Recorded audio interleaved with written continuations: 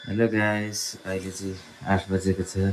मेरो बुढी चाहिँ बिरामी भएर सुतिरहनु भएको छ। बुढी के भयो? उठ्मेला भएन? एकछिन के भयो भन त? अहिले कस्तो छ? म चाहिँ भर्खर पसल कराएको अनि उसलाई कस्तो भएछ भनेर चेक गर्न आएको। ज्वरो आइरह? ओहो, हस्पिटल जाउँ न त बुढी। यहाँ हेर त के भयो? उठ उठ बिचरा, के भयो?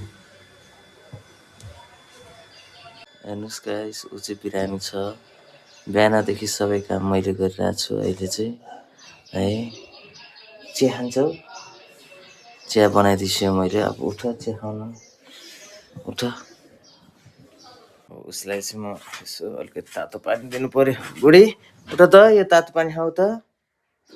उठ न, उठिहाल, उठिहाल, उठ उठ उठ उठ बुढी बिचरा। ल अलिकति तातो पानी लिनुहोस्। तातो पानी खाऊ त। ल खाऊ, तातो पानी खाऊ न पहिला। तातो पानी खाऊ। घाँटी दुख्या है? यहाँ हेर त।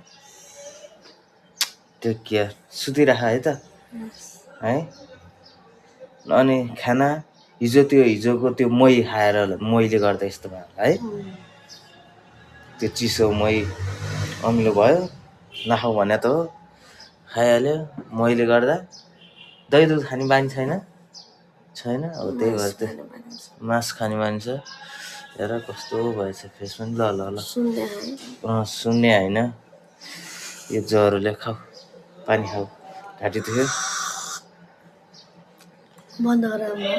छैन, पसल त्यहाँ एकजना दिदीले हेर्दै हुनुहुन्छ। ल म जान्छु नि त है। अरू के खाने तिमी? यस्तो बिरामी भएन नि सुँगुरको मासु भन्छ यार बुढी यार। ल उठ उठ। कतिखेर? अब एकछिन आऊ नि त फ्रेस भएर है। ल म जान्छु। बाई।